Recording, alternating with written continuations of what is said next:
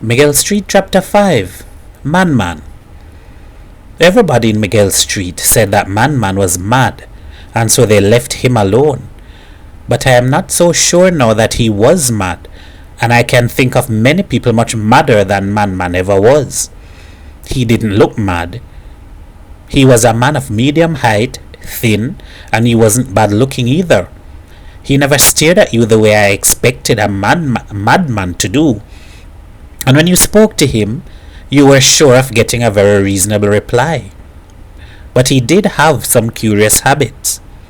He went up for every election, city council or legislative council, and then he stuck posters everywhere in the district. These posters were well printed. They just had the word vote, and below that, Man Man's picture. At every election he got exactly 3 votes. That I couldn't understand. Man Man voted for himself, but who were the other 2?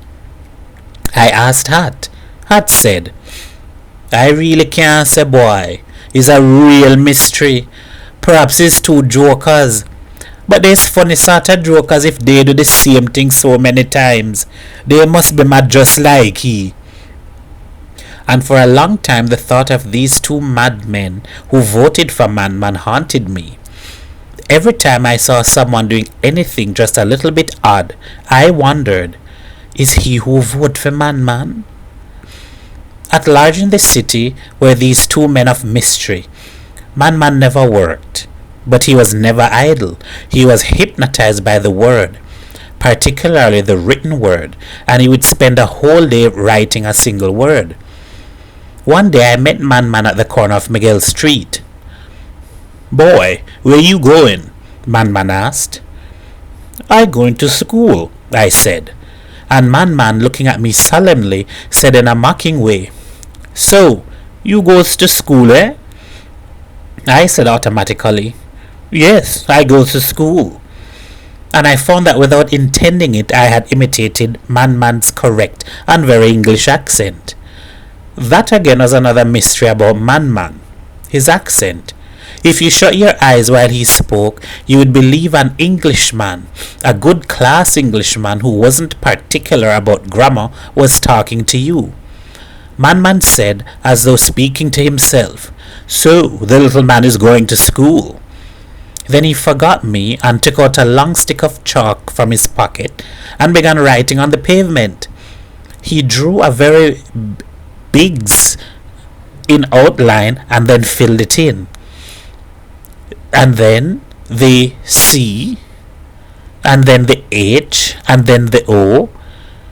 But then he started making several O's, each smaller than the last, until he was writing in cursive, O after flowing O. When I came home for lunch, he had got to French Street, and he was still writing O's, rubbing off mistakes with a rag. In the afternoon, he had gone round the block and was practically back in Miguel Street. I went home, changed from my school clothes into my home clothes, and went out to the street. He was now halfway up Miguel Street. He said, "So, the little man gone to school today?" I said, "Yes." He stood up and straightened his back. Then he squatted again and drew the outline of a massive L, and filled that in slowly and lovingly. When it was finished, he stood up and said, "You finish your work, I finish mine." Or it was like this: if you told Man Man you were going to cricket, he would write CRIC and then concentrate on the E's until he saw you again. One day, Man Man went to the big cafe at the top of Miguel Street and began barking and growling at the customers on the stools as though he were a dog. The owner, a big Portuguese man with hairy hands, said, "Man Man, get out of this shop before I tangle with you." Man Man just laughed. They threw Man Man out. Next day, the owner found that someone had entered his cafe during the night and had left all the doors open, but nothing was missing. Hat said, "One thing you must never do is trouble Man Man. He remember everything." That night the cafe was entered again and the doors again left open. The following night the cafe was entered, and this time little blobs of excrement were left on the center of every stool and on top of every table, and at regular intervals along the counter. The owner of the cafe was a laughingstock of the street for several weeks, and it was only after a long time that people began going to the cafe again. Hat said, "It's just like I say, boy. I don't like meddling with that man. These people really bad mind, you know. God make him that way." It was things like this that made people leave Man alone. The only friend he had was a little mongrel dog, white with black spots on the ears. The dog was like Man in a way too. It was a curious dog. It never barked, never looked at you, and if you looked at it, it would look away. It never made friends with any other dog, and if some dog tried either to get friendly or aggressive, Man's dog gave it a brief look of disdain and ambled away without looking back. Man loved his dog, and the dog loved Man. They were made for each other, and Man couldn't have made a living without his dog. Man appeared to exercise a great control over the movements of his dog's bowels. Hat said, "That does really beat me. I can't make that one out." It all began in Miguel Street. One morning, several women got up to find that the clothes they had left to bleach overnight had been sullied by the droppings of a dog. No one wanted to use the sheets and the shirts after that, and when Man called, everyone was willing to give him dirty clothes. Man used to sell these clothes. Had said, "It's things like this that make me wonder whether the man really mad." From Miguel Street, Man's activities spread, and all the people who had suffered from Man's dog were anxious to get other people to suffer the same thing. We in Miguel Street became a little proud of him. I don't know what it was that caused Man to turn good. Perhaps the death of his dog had something to do with it. The dog was run over by a car, and it gave, Hat said, just one short squeak, and then it was silent. Man wandered about for days, looking dazed and lost. He no longer wrote words on the pavement, no longer spoke to me or to any of the other boys in the street. He began talking to himself, clasping his hands and shaking as though he had ague. Then one day he said he had seen God after having a bath. This didn't surprise many of us. Seeing God was quite common in Puerto Spain, and indeed in Trinidad at the time. Ganesh Pundit, the mystic masseur from Fuente Grove, had started it. He had seen God too, and had published a little booklet called What God Told Me. Many rival mystics and not a few masseurs had announced the same thing, and I suppose it was natural that since God was in the area, Man should see him. Man began preaching at the corner of Miguel Street under the awning of Mary's shop. He did this every Saturday. He let his beard grow, and he dressed in a long white robe. He got a Bible and the other holy things, and stood in the white light of an acetylene lamp and preached. He was an impressive preacher, and he preached in an odd way. He made women cry, and he made people like Hat really worried. He used to hold the Bible in his right hand and slap it with his left and say in his perfect English accent, "I have been talking to God these few days, and what he told me about you people wasn't really nice to hear. These days you hear all the politicians and them talking about making the island self-sufficient. You know what God told me last night? Last night, self, just after I finished eating? God say, man, come and have a look at these people.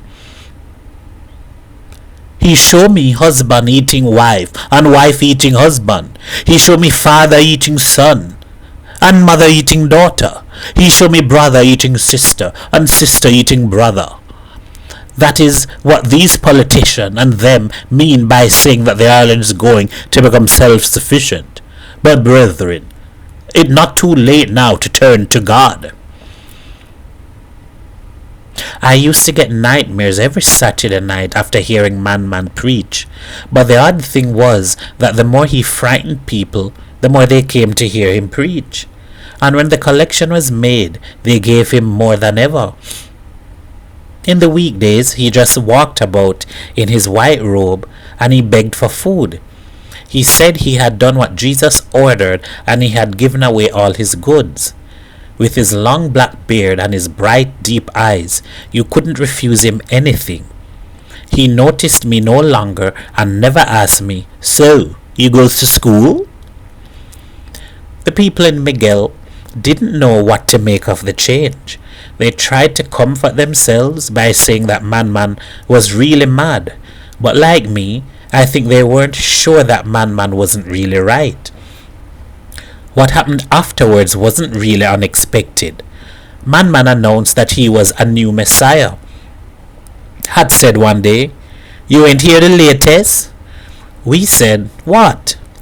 "It's about Man. He say he going to be crucified one of these days." "Nobody go touch him," Edward said. "Everybody afraid of him now." Hat explained, "No, it ain't that. He going to crucify himself. One of these Fridays he going to Blue Basin and tie himself to a cross and let people stone him." Somebody, Errol I think, laughed, but finding that no one laughed with him fell silent again. But on top of our wonder and worry, we had this great pride in knowing that Man came from Miguel Street. Little handwritten notices began appearing in the shops and cafes and on the gates of some houses, announcing Man's forthcoming crucifixion. "They're going to have a big crowd in Blue Basin," Hat announced, and added with pride, "and I hear they're sending some police too." That day, early in the morning, before the shops opened and the trolleybuses began running in Areapita Avenue, the big crowd assembled at the corner of Miguel Street. There were lots of men dressed in black and even more women dressed in white. They were singing hymns. There were also about 20 policemen, but they were not singing hymns. When Man appeared, looking very thin and very holy, women cried and rushed to touch his gown. The police stood by, prepared to handle anything.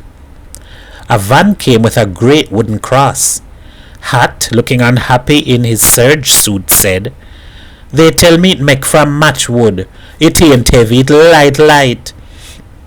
Edward said in a snapping sort of way, "That matter? Is the heart and the spirit that matter?" Hat said, "I ain't saying nothing." Some men began taking the cross from the van to give it to Man, but he stopped them. His English accent sounded impressive in the early morning. "Not here. Leave it at Blue Basin." Hat was disappointed. We walked to Blue Basin, the waterfall in the mountains to the northwest of Port of Spain, and we got there in 2 hours. Man began carrying the cross from the road up to the rocky path and then down to the basin. Some men put up the cross and tied Man to it. Man said, "Stone me, brethren." The women wept and flung bits of sand and gravel at his feet. Man groaned and said, "Father, forgive them. They know what they're doing." Then he screamed out, "Stone me, brethren." A pebble the size of an egg struck him on the chest. Man cried, "Stone, stone me, brethren, I forgive you." Edward said, "The man really brave." People began flinging really big stones at Man, aiming at his face and chest. Man looked hurt and surprised. He shouted, "What the hell is this? What the hell you people thinking you're doing? Look, get me down from this thing quick. Let me down quick, and I go settle with that son of a bitch who pelted a stone at me." From where Edward and Hat and the rest of us stood, it sounded like a cry of agony. A bigger stone struck Man. The women flung the sand and gravel at him. We heard Man shout, clear and loud, "Cut this stupidness out! Cut it out, I tell you! I've finished with the arseness, you hear?" And then he began cursing so loudly and coarsely that the people stopped in surprise. The police took away Man. The authorities kept him for observation, then for good. End of chapter 5.